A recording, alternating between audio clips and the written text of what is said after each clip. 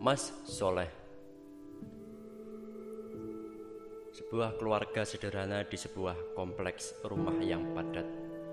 Mas Soleh dan istrinya Mbak Anissa Humairo dan anak perempuannya Abela tinggal bertetangga dengan nenek berusia senja. Mas Soleh bekerja sebagai office boy di sebuah kantor di kotanya yang terbilang kecil gajinya, namun masih tetap mencukupi kebutuhan keluarganya. Mbak Anissa mengurus rumah tangganya sebagaimana umumnya perempuan rumah tangga mengurus keperluan suami dan anak-anaknya. Selain itu, Mbak Anissa yang hafal Al-Quran juga membaktikan diri mengajar di sebuah taman pendidikan Al-Quran di kompleksnya. Keluarga ini memang keluarga yang berbeda di antara keluarga lainnya. Perbedaan itu tampak dari asalnya, yakni di desa mereka tinggal sebelumnya. Sebuah desa yang masyarakatnya masih memegang teguh ajaran agama sebagai tuntunan kehidupan mereka. Karena terbiasa hidup di desa sebelumnya, Mas Soleh dan istrinya masih memegang agama sebagai alasan tujuan hidup mereka. Abela, anak perempuannya dididik sebagaimana mestinya anak perempuan Islam. Masih kecil, sudah diajarkan membiasakan memakai jilbab, sholat 5 waktu, puasa, sedekah, ramah dengan tetangga, dan hal-hal kecil lainnya. Tepat depan rumah di mana Mas Soleh dan keluarganya tinggal, ada seorang nenek yang tinggal sendiri di rumah yang tidak lama menempati kontrakan tersebut. Meskipun sendiri, nenek mampu membiayai keperluan sehari-harinya dengan berjualan roti di emperan rumahnya. Suatu ketika, nenek tidak berjualan selama 3 hari. Kondisi nenek yang seperti itu membuat Mas Soleh khawatir dan menyuruh istrinya untuk menjenguk nenek tersebut. Kenapa 3 hari tidak berjualan, tidak keluar rumah? Khawatir jika nenek sakit tidak ada yang merawat. Tolong dek, Mas minta sekali saja. Tolong jenguk nenek tetangga kita. Mas khawatir jika nenek sakit tidak ada yang merawatnya. Adik tahu sendiri kan nenek hidup sendiri, kata Mas Soleh kepada istrinya dengan memegang tangan istrinya meyakinkan. Mas mau kemana? Jangan tinggalin adik lagi, pinta Mbak Anissa dengan manja. Mas Soleh memegang lembut tangan istrinya meyakinkan.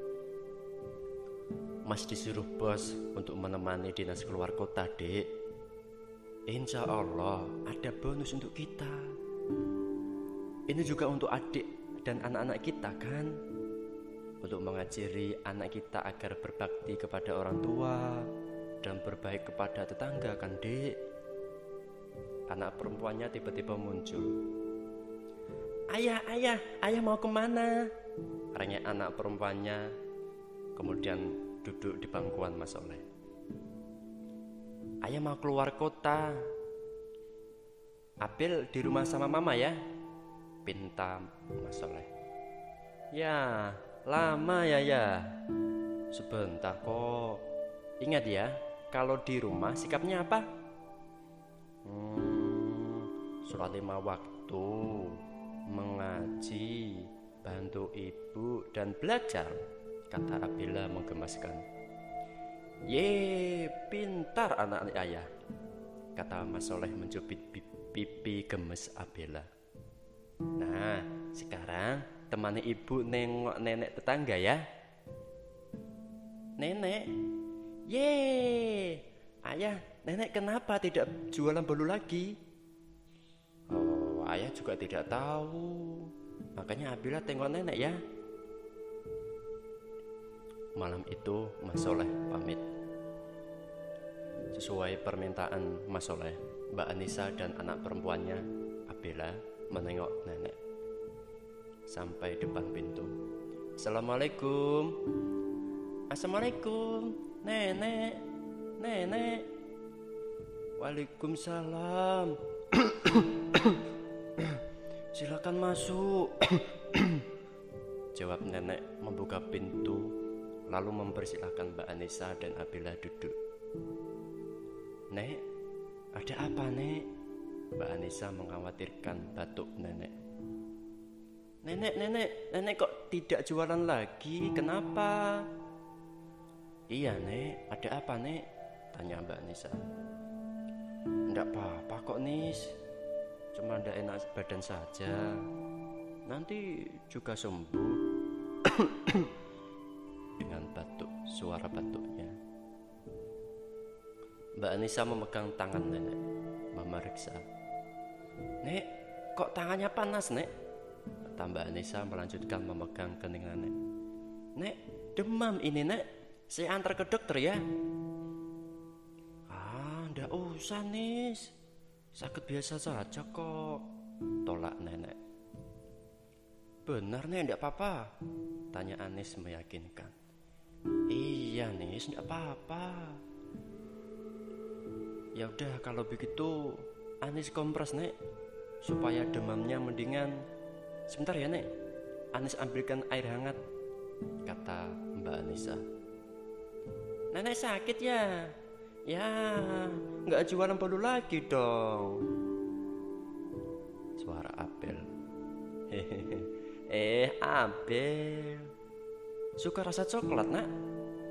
Suka nek. Itu ambil satu nak, kata nenek menunjukkan tempat menyimpan bolu. Abel makan bolu tersebut dengan lahap. Enak. Mbak Anissa datang membawa air hangat. Sini nek, biar Anis kompres pakai air hangat ini.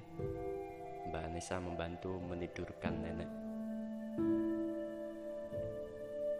Nenek kenapa? Kok tidak bilang kami kalau sakit? Kata Mbak Anissa sambil mengkompres nenek. Gak apa-apa kok Nis, cuma demam saja. Paling 2 atau 3 hari juga sembuh. Kami khawatir nek, nenek kan hidup sendiri, tidak ada yang merawat. Jika ada apa-apa, nenek bisa minta bantu kami. Anis, nenek takut merepotkan. Tidak apa-apa nek, sebagai tetangga, hidup repot merepotkan itu kan biasa. Islam juga mengajarkan kita agar saling membantu di antara tetangga. Iya Nis. Nenek, Abel ambil lagi bolunya ya nek, rengek Abel. Abel, keluh Mbak Anissa. Gak apa-apa Nis, hidup bertetangga tidak hanya saling merepotkan, tapi juga saling senang menyenangkan kan. Ayo nak, ambil. Setelah mengetahui kondisi nenek, Mbak Anissa mengurungkan niatnya untuk pulang ke rumah. Dia menginap di rumah nenek untuk merawatnya.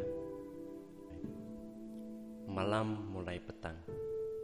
Kompleks perumahan tersebut sepi. Abel tidur pulas di samping nenek.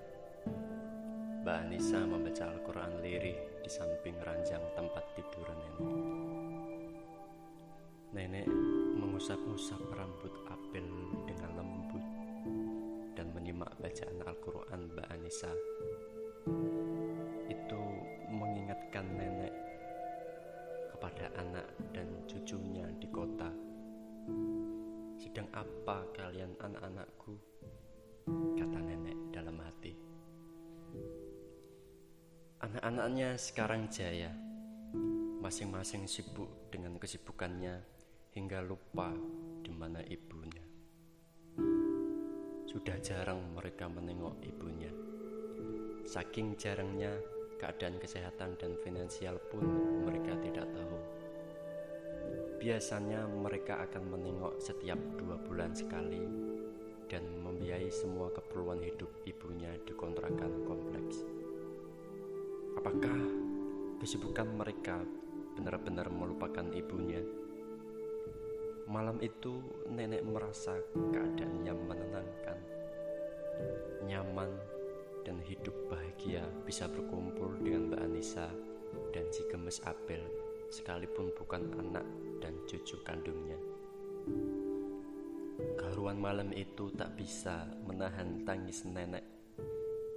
Nenek menangiskan air mata. Haru, sedang Mbak Anissa masih membaca Al-Quran. Ya Allah, ridhoilah aku dan berilah petunjuk bagi anak-anakku, doa nenek dalam hati. Malam sangat sepi, hanya bacaan Al-Quran Mbak Anissa yang terdengar. Malam yang dingin, angin malam menembus selimut masuk ke tulang yang rapuh dan demam nenek yang semakin panas. Nenek menjemput maut. Nafas berhembus perlahan, pelan-pelan sampai nafas terakhir. Nenek benar-benar berhenti bernafas. Inna lillahi wa inna ilaihi raji'un. Apabila masih tertidur pulas, Mbak Anissa masih melantunkan Al-Quran. Tapi di suatu kamar, seorang pria terhentak dari tidurnya dengan nafas ngos-ngosan dan berkeringat. Sekian guys, kita lanjutkan cerita di video berikutnya ya. Wassalamualaikum warahmatullahi wabarakatuh.